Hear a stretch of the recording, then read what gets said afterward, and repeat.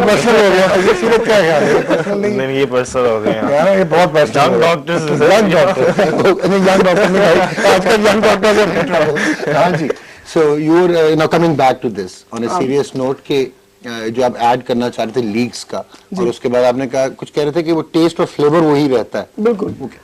Europe में जो 4 league जो सबसे इम्पोर्टेंट की जाती हैं, एक प्रीमियर लीग है, बुंडेसलीगा है, स्पेनिश लीग और इटालियन लीग है। इटालियन लीग नहीं है, नहीं इटालियन माफिया है। नहीं, इटालियन उसका से आजकल बड़े चक्कर चल रहे हैं, चलते रहे माफिया। तो लेकिन ये है कि उनको इग्नोर नहीं कर सकते। तो इनका ना कुछ ट्रेडिशनल खेलने के तरीके होते हैं। मिसाल के तौर पर अगर आप प्रीमियर लीग की टीम्स को देखें तो बाय एंड लार्ज थोड़े थोड़े डिफरेंस के अलावा उन सब का बॉल को हैंडल करने का और मूवमेंट का तरीका एक है, वो पहचानी जाएंगी। अच्छा, अगर आप जर्मन्स को देखें तो उनकी मूवमेंट का तरीका बिल्कुल डिफरेंट है। उनकी सेंट्रल मूवमेंट्स बहुत ज़्यादा होती हैं और विंगर्स के जो मिडफील्डर्स होते हैं उनको बहुत यूज़ करते हैं। उनके डिफेंसिव और ऑफेंसिव रिस्पॉन्सिबिलिटीज़ बहुत ज़्यादा होती हैं। इटालियंस जो है वो दुनिया की वाहिद टीम है जिनकी स्ट्राइकर की मूवमेंट बड़ी ज़्यादा होती है।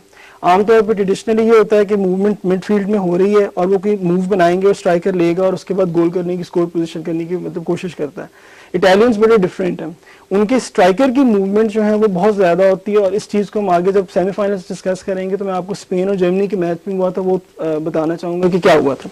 स्पेनिश ट्रेडिशनली जो है उनके जो लेफ्ट बैक और राइट बैक होते हैं ये बेसिकली उनके आइस ब्रेकर्स होते हैं। मिडफील्ड में पड़े हुए होते हैं एंड सडनली उनकी मूवमेंट्स आती हैं और वो उसको खोल के अटैक जनरेट करते हैं। तो ये उनके ट्रेडिशनल तरीके हैं। जो एवोल्यूशन हुई है वो एवोल्यूशन इन सब चीज़ों के अंदर होते हुए हुई है। ओके, मतलब कि एक स्पेयर के अंदर डेवलपमेंट और इसके अंदर होके हुई है। अच्छा, ये किस किस्म की डेवलपमेंट और एवोल्यूशन है? कि मुझे तो पता है कि जो वर्ल्ड फुटबॉल है वो सिर्फ ब्राजील और अर्जेंटीना खेलते हैं बस। वो कहाँ चले गए यार को ढूंढ के लाओ। मतलब what happened to Argentina? What happened to Argentina? Argentina का अभी रिसेंटली अगर आप उनका देखें तो they have the current ballon d'or winner, जो पिछले 3 ballon d'or, Lionel Messi. Everyone knows Messi, ठीक है।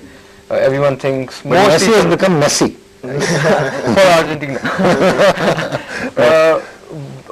जितने वो अच्छे प्लेयर हैं और I think majority of the people would agree कि he is the best player in the world right now. ठीक है। Is he a true reflection of Diego Maradona? You can say that. You can say that, yes. The playing style. You dare not say that anybody can come close to Diego Maradona. नहीं, मैं इस बात पे agree नहीं करूंगा। बिल्कुल disagree करेंगे क्योंकि मेसी को जितनी सपोर्ट हासिल है ये मैराडोना को नहीं रही थी। मैराडोना जो था वो वन इन ऑल था। मतलब उसने जिस तरीके से खेला, जिस तरीके से टीम्स को लेकर गया, मैं आपको मिसाल देता हूँ कि बार्सिलोना के अंदर आप उसकी टीम शीट को देखें, आप किसी प्लेयर के आगे क्रॉस नहीं लगा सकते। Everyone is a superstar in its own right, ठीक है। मतलब आप कहेंगे कि इसकी जगह मैं किसको बेहतर लेकर आ सकता हूँ, तो बड़े कम प्लेयर्स हैं। और मेसी जब इस एनवायरनमेंट में खेलता है तो उसका जो काम होता है ना, वो सिर्फ जो उसका बेस्ट काम है कि वो स्कोरिंग गोल्स, उसको वो अपॉर्चुनिटीज बनी बनाई मिलती हैं। मैराडोना बिल्कुल एक डिफरेंट चीज था। मैराडोना जब नेपोली में आया था, ये लेट 80s की बात है, तो आपको नेपोली की किसी टीम का मतलब प्लेयर का अभी तक नाम भी याद नहीं होगा। आप अर्जेंटीना की जो वर्ल्ड कप विनिंग टीम थी 86 की, आप मैराडोना के अलावा किसी एक प्लेयर का नाम याद करें आपको याद नहीं होगा। बिल्कुल। मैराडोना वाज अ प्लेयर कि जो जिसने इन सब चीजों को रेवोल्यूशनाइज कर दिया था। नेपोली के अंदर जब वो आया है उससे पहले उनकी कोई चैंपियनशिप विनिंग टीम नहीं थी। कभी शायद मेरे ख्याल में एक दफा शायद वो अपना इटालियन जो चैंपियनशिप जीते थे। एंड व्हेन ही केम तो ये 4-5 सालों में 2 इटालियन चैंपियनशिप और एक UEFA cup, and that was all because of Maradona. तो मैराडोना के अंदर ये एबिलिटी थी कि उसने एक ऑर्डिनरी टीम को एक्स्ट्रा ऑर्डिनरी किया। So he was a one man show. मैं यही बात कहना चाहूँगा। What I meant to say was कि उनका जो सवाल था वो ये था कि मेसी मैराडोना जैसा खेलता है, उसका playing style, that's what I was talking about. His playing style is inspirational आपको नजर आएगा। ये बात उनकी बिल्कुल सही है, मैं 110% एग्री करूंगा कि जो सर्विसेज मेसी के पीछे हैं वो भी बियॉन्ड, मतलब वो उसको वर्ल्ड क्लास है, टॉप नॉच है, और इसलिए मेसी ज्यादा इफेक्टिव है। ओके, यही अगर मैराडोना के पीछे वो टॉप नॉच चीजें होती तो शायद क्या चीज होती। वो तो मतलब गोल पोस्ट के बाद मैराडोना साहब के अपने भी जरा मसले मसाइल थे, तो इसलिए शायद वो उसने आगे भी जा सकते थे। वो हर ग्रेट प्लेयर के वो और वर्ल्ड कप जीत सकते हैं। इतने पेट के साथ किसी को एक और world cup like roller coaster गुम गुम कर बात है, वो नेचुरल टैलेंट था। सेंट्रल प्लेसिंग का जो कॉन्सेप्ट है, जो फुटबॉल में, वो मेरे ख्याल में मैराडोना ने जितना अच्छा डिपिक्ट और डिलिनिएट किया है कि उसके सामने आप 10 डिफेंडर भी खड़े कर देते थे, he could make his way and he could just net it. Argentina, आप बताएं जरा कौन दसों में? मेरा जो मेसी वाला पॉइंट है, I am not saying Messi is better than Maradona, ठीक है, अब मैं खुश हूं, अब आप बोलें वो आप better than Maradona. Messi needs to do what Maradona did in World Cups. Wow. He's never done that. Never done it on the international stage. लोग कहते हैं कि मेसी की recent performances, for example, he scored a hat-trick recently. He was brilliant against Brazil.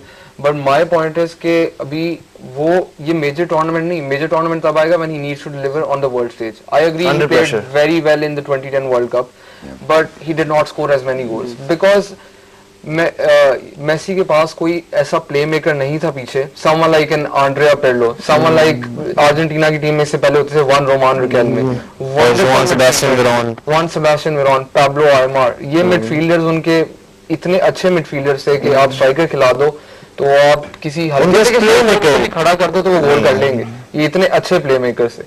अभी I will disagree with one thing कि Messi सिर्फ गोल करता है कि उसको चावी निएस्टा बना के देते हैं, नहीं, Messi scores some absolutely wonderful individual goals। उसने हाथ भी मार के भी कर लेते हैं। यही तो बात है ना, इनमें लिंक नहीं है, 10 बंदे मेसी भी काटते हैं ना।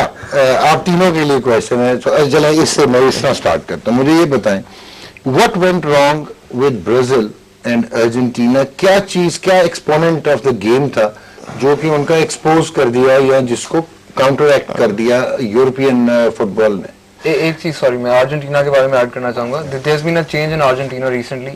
उनके जो लास्ट 3 मैचेस मैंने देखे हैं उसमें अर्जेंटीना ने ये फिलॉसफी यूज की है कि basically in the world cup Argentina had wonderful strikers and वही स्पेन वाली बात जिस तरह हमने पहले डिस्कस किया कि आपके पास बहुत कमाल मिडफील्डर्स हैं, इतने ज्यादा मिडफील्डर्स आपके पास आ गए हैं कि आपको अगर एक स्ट्राइकर सैक्रिफाइस भी करना पड़े तो आप कर रहे हो क्योंकि आपके पास इतने अच्छे मिडफील्डर्स हैं।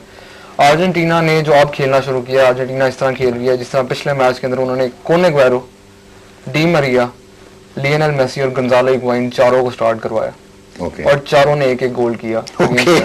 चारों अटैकिंग उसमें सबसे कमाल बात ये, Higuain scored 1 goal, had 1 assist, Di Maria scored 1 goal, had 1 assist और मेसी ने 1 गोल किया और उसका भी 1 असिस्ट था और एक एग्वेरो का गोल था जो you want to tell me कि अर्जेंटीना ने बेसिकली वो थ्योरी अप्लाई किया कि वील हैव 2 होल्डिंग मिडफील्डर्स। अब की बात है ये जो अभी रिसेंटली मैच है, 2 होल्डिंग मिडफील्डर्स जो कि जिनका काम है उन्होंने दूसरों की गेम ब्रेक करनी और उन्होंने फौरन इन जो do you see Argentina bouncing back, revisiting glory?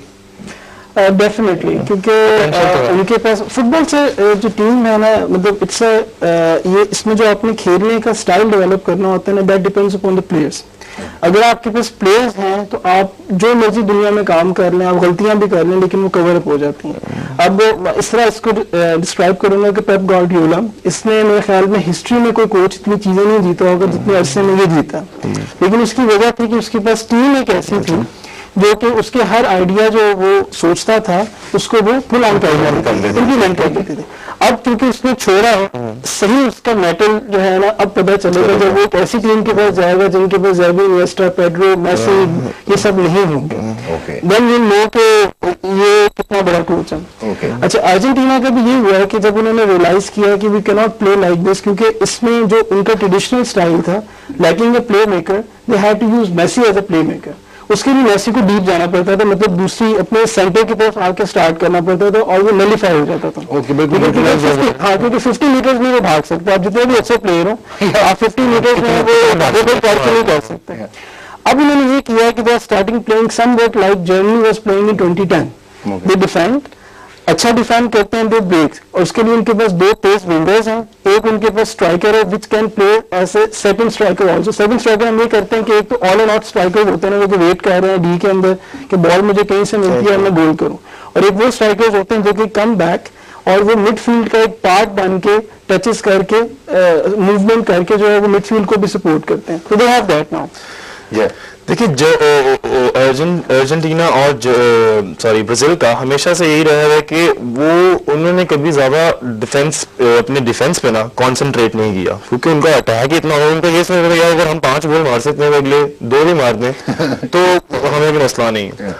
अब ये है कि जिस तरह फुटबॉल इवॉल्व हुई, जिस तरह हमने कहा paradigm shifted from the powerhouse shifted from South America to Europe, तो अब टीम को एक दूसरे की, जिस तरह मैंने कहा प्रेपरेशन 3 महीने पहले सारा वो प्रेपरेशन इतनी हुई थी कि हर एक को पता है कि क्या है। ऊपर से द मोबिलिटी ऑफ मैनेजर्स, कोई इटालियन मैनेजर इंग्लैंड में कोच कर रहा है, कोई साउथ अमेरिकन मैनेजर जर्मनी में कोच कर रहा है, उसमें मेंटालिटीज जब आपस में इंफॉर्मेशन है, इंफॉर्मेशन इज पावर, और फुटबॉल में इंफॉर्मेशन भी बहुत है इस स्पोर्ट्स साइंस के लिए लिहाज से भी, मतलब आपने प्लेयर्स की स्काउटिंग के लिहाज से भी अब इतना ये बड़ा नेटवर्क बन चुका है कि अब फुटबॉल हर जगह कॉमन हो चुकी है और हर एक को एक दूसरे की स्ट्रेंथ का पता है। मसला सिर्फ ये है अर्जेंटीना और ब्राजील का कि उनके पास स्ट्रेंथ्स हैं और उन्होंने उन पे खेलना है, having some weaknesses, लेकिन ये है कि वो वीकनेसेस कहीं जाके आपको एक्सपोज कर देंगी और आप वहां पे मतलब एलिमिनेट हो सकते हो। जिस तरह इंग्लैंड का था, उनके पास क्वार्टर फाइनल्स तक वो आए हैं, कोई एक्सपेक्ट नहीं कर रहा था उनसे, लेकिन जब वो आए तो आहिस्ता आहिस्ता होता है यार, एक्सपेक्टेशंस बढ़ती जा रही, लेकिन फिर वो अपनी स्ट्रेंथ अपनी ऑर्गेनाइजेशन पे खेलते आ रहे थे, सबको पता था, और इटली ने उनको ब्रेक कर दिया। नहीं तो वो पेनल्टी शूट आउट से जा रहे, मतलब वो तो इटली की बैड लक थी ना, वो तो इटली कन्वर्ट नहीं कर सके। ओके, वो तो for before we dissect England and Netherlands, ये मुझे बड़ा खुमार है, इस वक्त गुस्सा है ठीक है, मुझे अब ये बताओ कि काइनेटिक्स अब इन्वॉल्व हो रही है, ठीक है, डिफेंडर जो है, जो कि टैकलिंग है, उसका मसल कोई और इन्वॉल्व होता है, यू नो, लेफ्ट वाला जो है डिफेंडर, उसका कोई और फिजिकल ग्रूमिंग चाहिए, फुटवेयर की बात होती है, आर्चेस की बात होती है, कितना वो उसकी बैक में जो है स्ट्रेंथ है कि उसने पीछे को कितना जाना है, आगे को कितना जाना है, ये सारे बायोमैकेनिकल सर्विस के साथ ये जो है अब इम्प्लीमेंट करते हैं, इंस्टीट्यूट करते हैं। सुना कि Germany has picked it up like anything, जो आप कह रहे हैं कि वो डेवलपमेंट प्रोग्राम्स में वो लेके आ रहे हैं। डू यू थिंक कि फुटबॉल जो है वो वही था जो कि साउथ अमेरिका खेलता था? अब ये फुटबॉल नहीं, इट्स साइंस, कि अब ये आप गेम नहीं कह सकते, अब ये कोई ये आपको नजर आएगा कि टैक्टिकल वॉरफेयर है, स्ट्रेटजी है, यू नो, एग्जीक्यूशन है। How badly is it going to hurt the actual true essence of world football? Is it going to hurt और is it going to recreate, rejuvenate football? Sir I say it in this way कि producer change हो गया, director change हो गया, set change हो गया, लेकिन जो शो है वो पहले से ज्यादा फास्ट और फिनिश उसमें आ गया। Okay, that's very well said. ये विजुअली ज्यादा प्लीजिंग हो गया।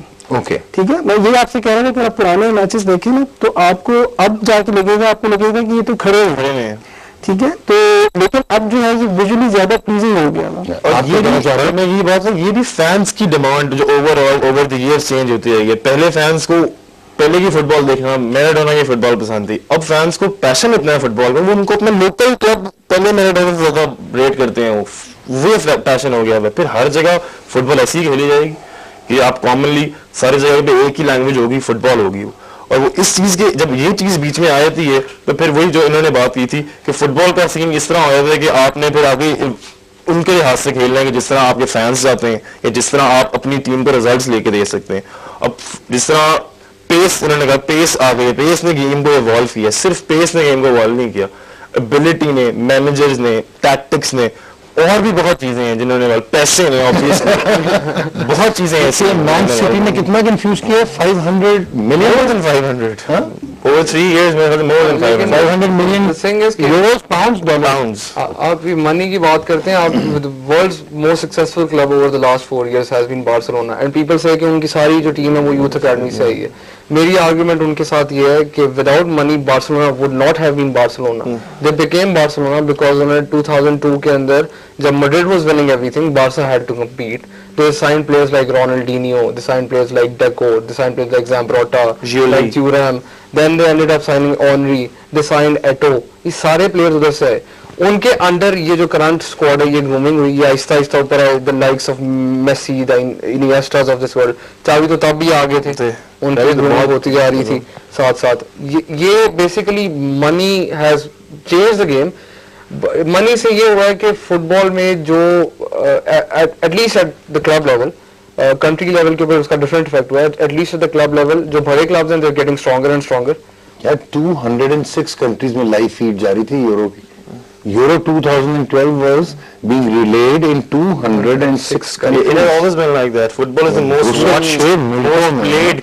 It's a language, global language. Absolutely. Okay, now आप ये बात करते हैं कि जी स्पेन कुड डू दैट, हालांकि आई थिंक मुझे अब क्लब का नाम नहीं याद, 1889 में जो क्लब फुटबॉल शुरू हुआ स्पेन में, ना वो FC बारसा था और ना वो रियल मैड्रिड था, so they picked it up later on in their history. और सिविल वॉर ने बहुत डैमेज किया बिटवीन 1930s एंड 1950s, ये वर्ल्ड स्टेज में ही नहीं जा सकते थे, फिर इनको प्रॉब्लम पड़ गई, स्पेनियर्स को वर्ल्ड वॉर